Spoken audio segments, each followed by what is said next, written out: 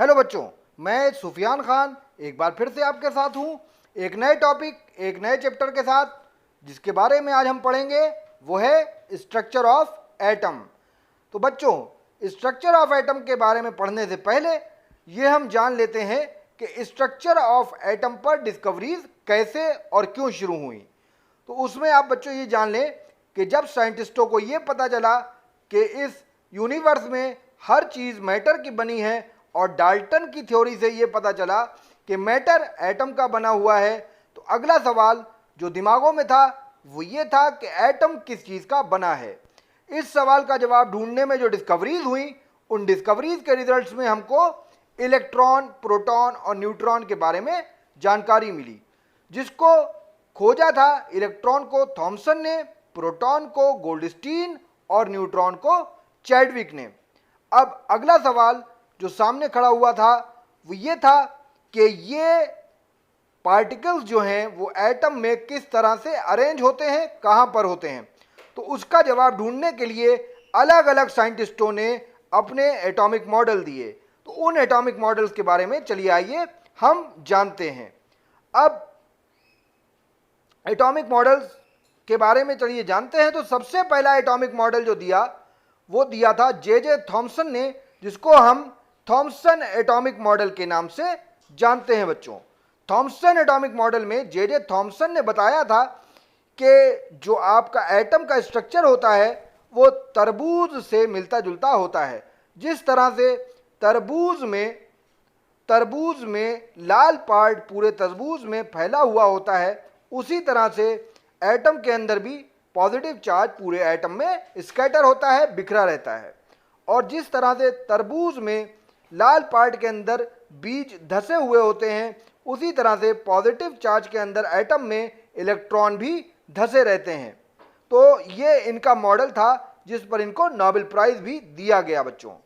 लेकिन ये model fail हो गया क्योंकि ये मॉडल सिवाय एटम की न्यूट्रलिटी के किसी और पॉइंट को एक्सप्लेन करने में नाकामयाब रहा। बच्चों, आप यहाँ देख रहे होंगे कि इसको मैंने एक डायग्राम के मदद से भी दिखाया है कि किस तरह से थॉमसन ने तरबूज या क्रिसमस पडिंग से एटम के स्ट्रक्चर की सिमिलरिटी को दिखाने की कोशिश की है बच्चों। तो गॉट इट। चलिए अब बात करते हैं अगले एटॉमिक मॉडल की, जो दिया था सर अर्नेस्ट रदरफोर्ड नाम के एक साइंटिस्ट ने, जिसको हम रदरफोर्ड मॉडल ऑफ एटम के नाम से जानते हैं।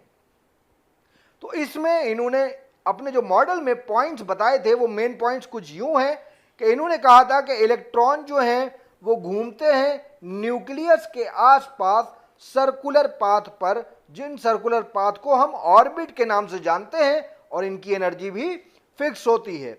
और दूसरा पॉइंट उन्होंने ये बताया था कि पॉजिटिव चार्ज जो है एटम का, वो एक बीच में एक छोटी सी बॉडी जिसको हम न्यूक्लियस के नाम से जानते हैं, एक डेंस और रिजिड बॉडी उसके अंदर पाया जाता है।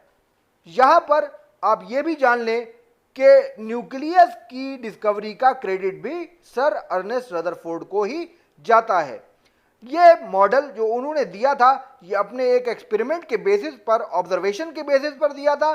तो जान लें कि वो एक्सपेरिमेंट क्या था बच्चों। उस एक्सपेरिमेंट को हम अल्फा पार्टिकल स्कैटरिंग एक्सपेरिमेंट के नाम से जानते हैं बच्चों। अल्फा पार्टिकल स्कैटरिंग एक्सपेरिमेंट क्या था, चलिए आइए इसको जानने की, समझने की कोशिश करते हैं। अल्फा पार्टिकल स्कैटरिंग एक्सपेरिमेंट में बच्चों रदरफोर्ड ने अल्फा पार्टिकल्स की बम्बार्टमेंट कराई थी गोल्ड फॉइल, सोने की बहुत पतली पन्नी पर। और उस अल्फा पार्टिकल की बम्बार्टमेंट कराने के बाद उसने देखा था कि 99.9% अल्फा पार्टिकल बिल्कुल सीधे सीधे गोल्ड की फॉइल में से पास हो गए, बिना किसी डेविएशन या बिना किसी विचलन के। जिससे उन्होंने एक कंक्लूजन निकाला कि एटम का ज़्यादातर हिस्सा हॉलो या खोखला है।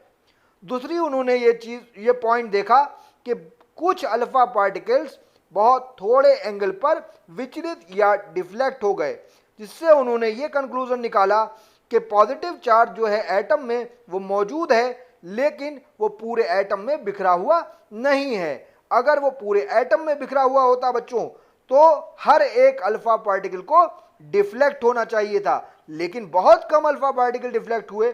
इससे उन्होंने ये नतीजा निकाला कि जो पॉजिटिव चार्ज है वो पूरे एटम में फैला हुआ स्कैटर नहीं है।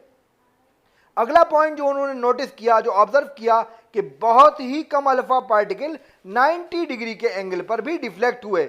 इससे इन्होंने ये कंक्लूजन निकाला कि जो पॉजिटिव चार्ज है वो बहुत छोटी सी प्लेस पर एटम की मौजूद है। और उस एक और आखिरी कंक्लूजन जो उन्होंने निकाला, जो पॉइंट उन्होंने नोट किया, कि हर 20,000 में से एक पार्टिकल टकरा कर बिल्कुल अपनी जगह पर वापस आ गया, बिल्कुल इस तरह जैसे वो किसी बहुत भारी चीज से टकराया हो। तो इससे ये इन्होंने कंक्लूजन निकाला कि एटम के बीचों बीच एक बहुत छोटी मगर डेंस और रिजिड बॉडी मौजूद है, जिस बॉडी को उन्होंने न्यूक्लियस का नाम दिया बच्चों। और इस तरह से न्यूक्लियस की डिस्कवरी हो गई। यहां पर एक चीज मैंने नोट में लिखी है, इसको आप नोट कर लें कि अल्फा पार्टिकल जो है उन पर डबल पॉजिटिव चार्ज होता है और अल्फा पार्टिकल जो हैं वो हीलियम का न्यूक्लियस होते हैं बच्चों। तो गॉट इट। चलिए आगे बात करेंगे अभी हम। तो देखते हैं कि इसका डायग्राम कैसा था और किस तरह से रदरफोर्ड ने इस एक्सपेरिमेंट का सेटअप किया था बच्चों। तो आप डायग्राम में यहां देखें, जो मुझको नेट पर मिला डायग्राम, या आप यहां इसमें देखें कि रदरफोर्ड ने एक रेडियो एक्टिव सोर्स लिया जिससे उन्होंने अल्फा पार्टिकल की बम्बार्टमेंट कराई, और ये है गोल्ड फॉइल बच्चों। इस गोल्ड फॉइल से देखिए आप, ज्यादातर पार्टिकल का हिस्सा बिल्कुल सीधा सीधा निकलकर इस प्लेट से टकरा रहा है, जिस प्लेट पर जिंक सल्फाइड की कोटिंग थी, जो कि एक फ्लोरेसेंट मटेरियल है, प्रतिदीप्ति पैदा करता है, जिसकी वजह से यहां पर एक ब्राइट स्पॉट बनेंगे और हमको पार्टिकल्स के निकलने की जानकारी पता चल जाएगा कि पार्टिकल निकल रहे हैं। आप यहां देखें कि बहुत ही कम पार्टिकल आपको डिफ्लेक्ट दिखाई देंगे। तो ये था इनके एक्सपेरिमेंट का सेटअप। गौर से देखें बच्चों, और ये फ्लोरेसेंट स्क्रीन था, यानी प्रतिदीप्ति पैदा करने वाला स्क्रीन, जिस पर एक फ्लोरेसेंट मटेरियल था, जिंक सल्फाइड। तो समझ में आ गया होगा उम्मीद करता हूं बच्चों, रदरफोर्ड का एक्सपेरिमेंट, रदरफोर्ड का एटॉमिक मॉडल और थॉमसन एटॉमिक मॉडल। कल हम बात करेंगे नील बोहर के एटॉमिक मॉडल के बारे में और इस चैप्टर के बचे हुए टॉपिक के बारे में।